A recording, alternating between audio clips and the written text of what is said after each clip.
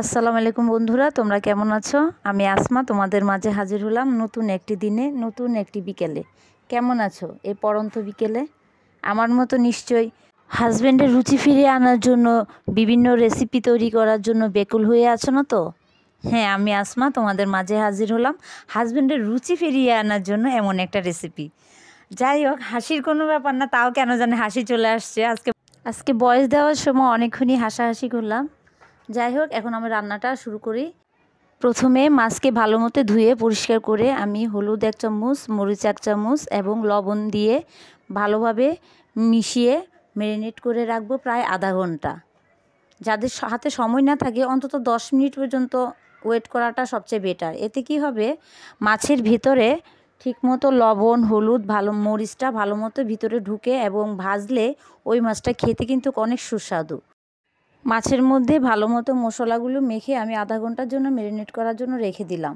আর এই ইলিশ মাছ ভাজার সময় খেয়াল রাখতে হবে যে অবশ্যই সরিষা তেল দিয়ে ভাজার জন্য চেষ্টা করবে। এতে কি হয়, মাছটার ফ্লেভারটা অনেক সুন্দর আসে এবং স্বাদটাও দ্বিগুণ বেড়ে যায়। কিন্তু দুঃখজনক হলেও সত্যি, আমি হাজব্যান্ডের রুচি ফিরিয়ে আনার জন্য এত বেকুল হয়ে গেলাম যে আমি সরিষার তেল দেওয়ার কথা ভুলেই গিয়েছিলাম। এখন আমি ফ্রাই প্যানে তেল গরম করে দিলাম, সয়াবিন তেল দিলাম পরিমাণ মতন দিয়ে চুলার আঁচটা একটু কমিয়ে দিতে হবে। তেলটা গরম হয়ে আসলে কমিয়ে দিব যাতে তেলের ছিটকাটা না আসে।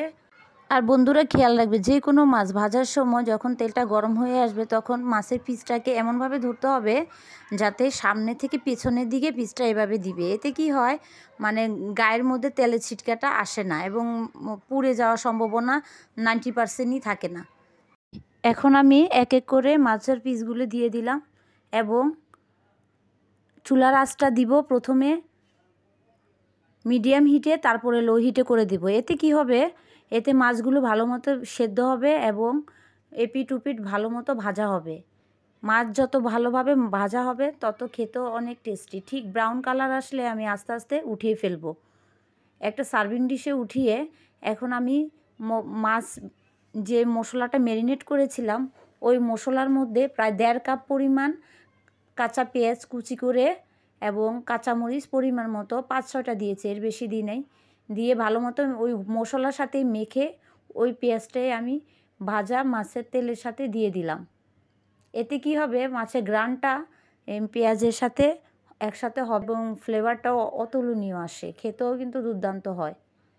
দিয়ে আমি ভালো মতো নরম হওয়া পর্যন্ত পেঁয়াজটাকে একটু ভালোভাবে নাড়াচাড়া করব। যখন দেখা যাবে যে পেঁয়াজটা একটু নরম হয়ে আসছে তখন আমি আস্তে আস্তে দিয়ে দিব ভাজা মাছের টুকরাগুলো। বাড়তি তেল কিন্তু আমি আর দিব না, সেই ভাজা মাছের যে তেলটা ছিল ওই তেলটার মধ্যে আমি পেঁয়াজটা ভেজে ফেলেছি। এখন আমি দিয়ে দিব আস্তে আস্তে মাছের টুকরোগুলো। খেয়াল রাখতে হবে পেঁয়াজটা শুধু একটু নরম হলেই আমি মাছটা দিয়ে দিব, একদম কড়া করে ভাজার কোনো প্রয়োজন নেই। এতে করে পেঁয়াজের যে পুষ্টিটা ওটা কিন্তু নষ্ট হয়ে যায় কড়া করে ভাজলে। হালকাভাবে ভেজে তারপরে আমি উলট পালট করে দিব এপিট উপিট করে। যখন একটু ব্রাউন কালার আসবে তখন আমি উঠিয়ে দেখো দেখতে কেমন লোভনীয় লাগছে না? মনে হচ্ছে এখনই যেন 1 প্লেট গরম ভাত, ধোয়া ওঠা ভাতের সাথে 1 পিস মাছ, আহ কি দুর্দান্ত।